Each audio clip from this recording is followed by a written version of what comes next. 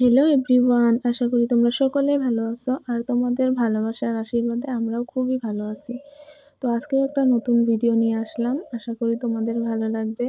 তো ভিডিওটা স্কিপ না করে প্লিজ শেষ পর্যন্ত দেখে যাবেন। আর আমি অত লম্বা ভিডিও দেইনি, ছোট দিছি, মাত্র 4.5 মিনিটের ভিডিও।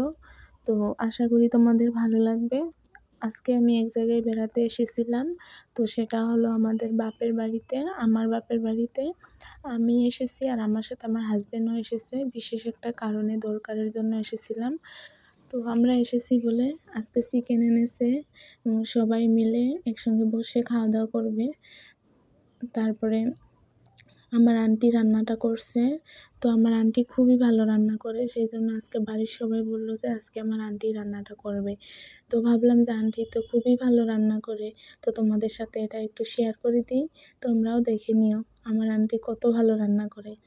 তো এই যে সব মশলাগুলো মানে রেডি করে, তারপরে এই যে তেলের মধ্যে পেঁয়াজ, আদা, রসুন, লঙ্কা, সব যত মশলা আছে সবগুলো দিয়ে সুন্দর করে মশলাটাকে কষিয়ে নিয়ে, দেখতেই পারছো তোমরা এত সুন্দর হয়েছে কালারটা। তারপরে এর মধ্যে টমেটো দিয়ে দিয়েছে, চিকেনে টমেটো না দিলে তো কোনো টেস্টি হয় না, তো টমেটো দিয়ে দিয়েছে। তারপরে এটাকে ভালো করে কষিয়ে নিবে। আরেকটা কথা তোমাদেরকে তো বলিনি, আগেই আমরা বিরিয়ানিটা রান্না করে রেখেছিলাম।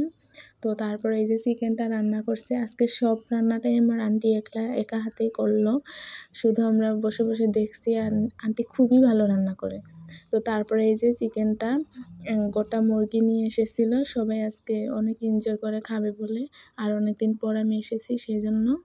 তো তারপরে এই যে চিকেনটা ভালো করে দিয়ে, এবার চিকেনটাও দিয়ে দিয়েছে, দিয়ে দেওয়ার পরে চিকেনটা ভালো করে কষিয়ে নিবে। আর এই যে আলুগুলো দেখতে পারছো, এই আলুগুলো তেলের মধ্যে আগের থেকে একটুখানি ভেজে রেখেছিল, তো সেটাও একসঙ্গে দিয়ে দিয়েছে চিকেনের সঙ্গে। তারপরে এটা ঢাকনা দিয়ে চেপে রেখে দিয়েছিল কয়েকক্ষণ। তারপর আবারও ঢাকনাটা সরিয়ে একটু নাড়াচাড়া করে নেবে, তলায় তো লেগে যেতে পারে সেই জন্য। আর এতটাই ধোঁয়া উঠছে, ধোঁয়ার জন্য স্পষ্ট দেখাও যাচ্ছে না, এতটাই সুগন্ধ বের হচ্ছে কি বলবো তোমাদেরকে, খুবই ভালো একটা সেন্ট বের হচ্ছে। মনে হচ্ছে যে অনেকটাই টেস্ট হয়েছে। তো তোমরাও এইভাবে চাইলে বাড়িতে বানিয়ে দেখতে পারো, আশা করি ভালো লাগবে।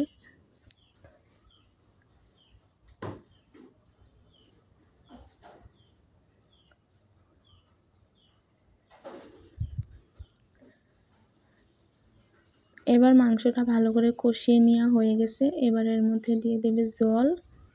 তো দেখতেই পারছো মাংসর কালারটা এতটা সুন্দর হয়ে গিয়েছে, আর কষানোটা পুরো হয়ে গিয়েছে। খুবই একটা ভালো সুগন্ধ বের হচ্ছে এখানে মাংসর থেকে। তো অনেকটাই ভালো হয়েছে। তো এবার জল দিয়ে দিবে এখানে।